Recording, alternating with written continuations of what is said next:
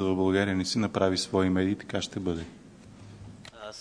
Това, което исках да добавя, аз не знам, всъщност, виж, може да напишете много добър материал, ама дали всъщност редакторите ви ще го публикуват или собствениците на медията? Аз за това ви казах преди малко. За съжаление е така. Че трябва също да вземем да пускаме такова, да си направим собствена медия, с която да... И за съжаление обаче, именно бизнеса, който замърсява в момента, точно той има парите. Това е новия бизнес, срещу който стария се опъва и върху който влияе с всички сили. Но това няма да намали, истината е, че това няма да намали цените по никакъв начин. Просто ще ги увеличава. Хубаво би било, ако ние можем да си позволим цените на замърсителите.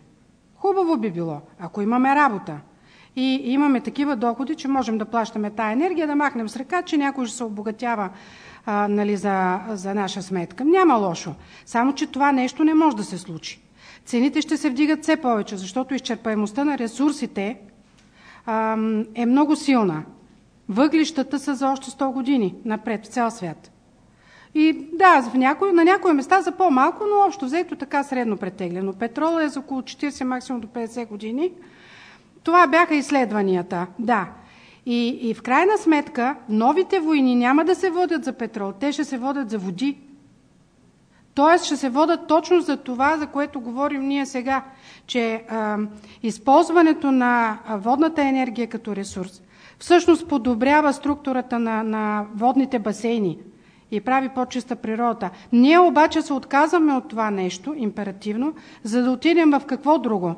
Да отидем в... в Англия имаше шистов газ и да, имаше земетресение, ама какво от това?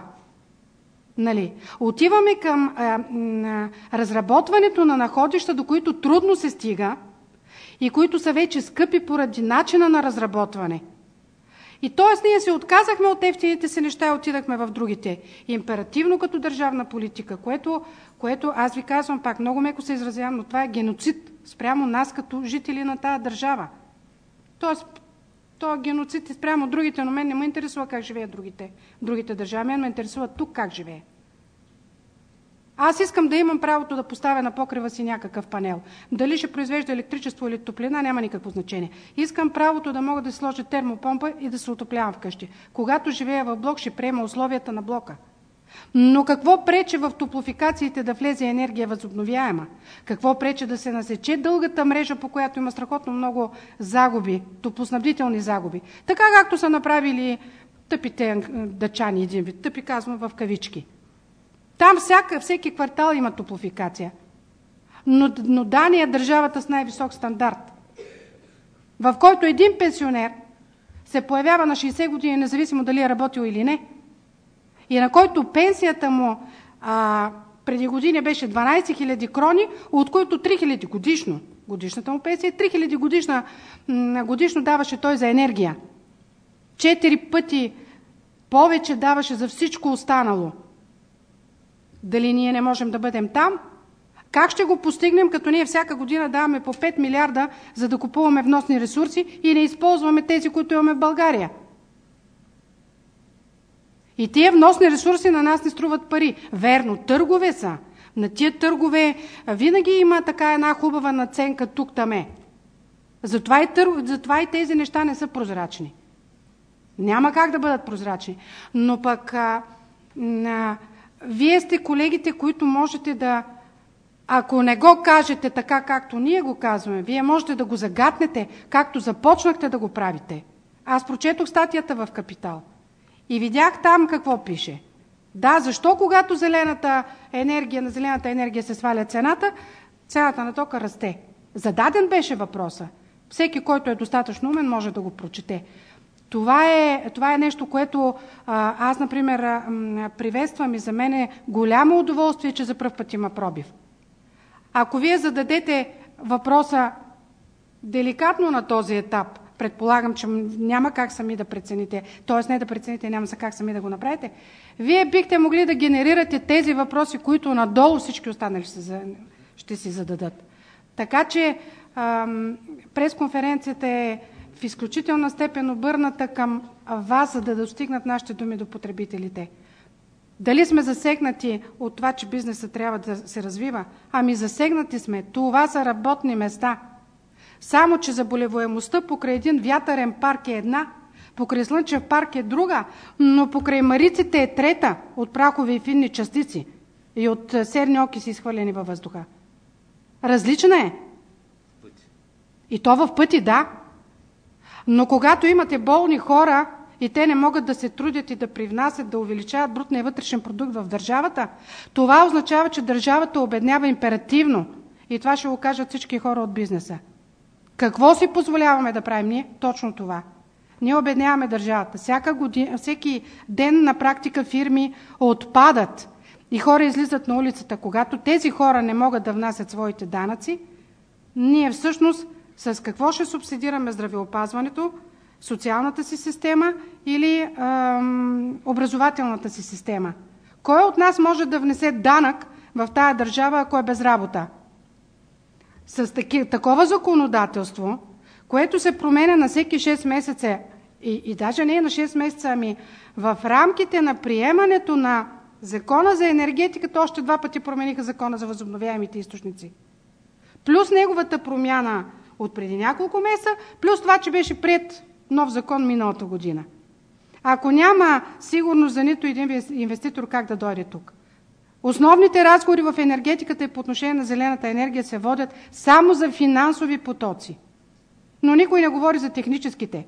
Аз искам да ви кажа, че зелената енергия се отхвърля и поради още една важна причина. Това, че трябва да се създадат интелигентните мрежи и тези интелигентни мрежи да се управляват. Тогава няма да има натиск от страна на зелената енергия спрямо мрежата, от инсталациите спрямо мрежата, защото те ще се управляват, енергийните потоци ще се управляват. Сега говорим само за финансовите, защото ние чрез финансовите потоци и стъкмистиката на ДКЕВР успяваме да подкрепим съвсем други производства. И както казваха някои колеги енергетици, ние ще се правим, че ги пускаме тия зелените, а пък ще ги спрем. Ето го резултата. След 2 години ето го резултата. Това е. Не се представихте, за да знаем как да ви изписваме. Кой какво представлява в... Казвам се Костадинка Тодорова и съм част от Конфедерацията на асоциациите за екологична енергия. И аз написах първия закон за възобновяемите източници, обвързах го с първия закон за енергийната ефективност и... Къде сте работил? Как сте го написали? Да, в Министерството на икономиката, енергетиката и туризма бях директор на дирекция енергийна ефективност и опазване на околната среда. Така че познавам замърсителите от гледна точка на околната среда. Правих преговорите с Европейския съюз в тази посока и в посока развитието на възобновяемите източници. И за времето, за което бях там, смятах, че на една маса, когато се пише законодателство, трябва да се срещнат производителите, преносното предприятие, разпределителното предприятие, Министерството и потребителите. И тогава се получаваше нещо. За съжаление, тази практика я прекратиха от 2009 година, поради която причина и аз напуснах. Така че съм експерт, енергиен експерт, част съм от Конфедерацията и трябва да ви кажа, че за мен това е чест. Аз съм Велизар Киряков на Асоциацията на производителите на екологична енергия и също член на тази конфедерация на Асоциациите за екологична енергия. Аз съм Пламен Дилков, също член на конфедерацията, както и съпредседател на 2 от асоциациите, Асоциацията на производителите на екологична енергия и Асоциацията, Българската хидроенергийна асоциация. Както и, понеже много често се казва, добре, но това са приказки, зелената енергия не е реална към днешна дата, тъй като вече като компания PVB Power България, на която съм изпълнителен директор, се занимаваме с инвестиции в този сектор. Видам, не да си правим реклама, просто какво може да се случи по света, не в България. Ние имаме към момента нашите акционери 1800 мегавата инсталирана мощност. Миналата година произведохме 4 милиарда и половина киловатт часа от вода в най-богатия регион в Северна Италия. Той е най-богат точно заради хидроенергетиката си. В петък ще откриеме нашата трета инсталация в България. Ще дойде премиера на нашата автономна област, за да види какво се случва. Там обаче в Италия 1800 мегавата инсталирана мощност от вода. Най-богатия регион, публично-частно партньорство, участие на общините, всички курорти, дето вие чувате, Мадона, Кампио, Контина, Дампецо, не са се родили така, защото някой е решил, че са много хубави планините италианския, защото някой е направил инфраструктури, създава работни места, високотехнологични и когато вече бизнесът е видял, че нещо може да се прави и там, е последвал вече с всички други сектори, за които говори Кони преди малко.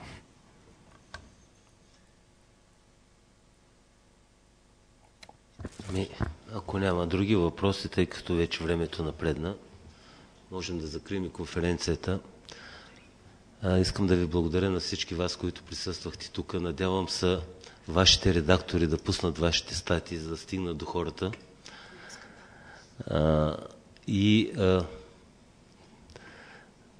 Предполагам, че ще се срещаме по-често, тъй като наистина нещата започват да придобиват други размери. Благодаря на всички, които бяха тук.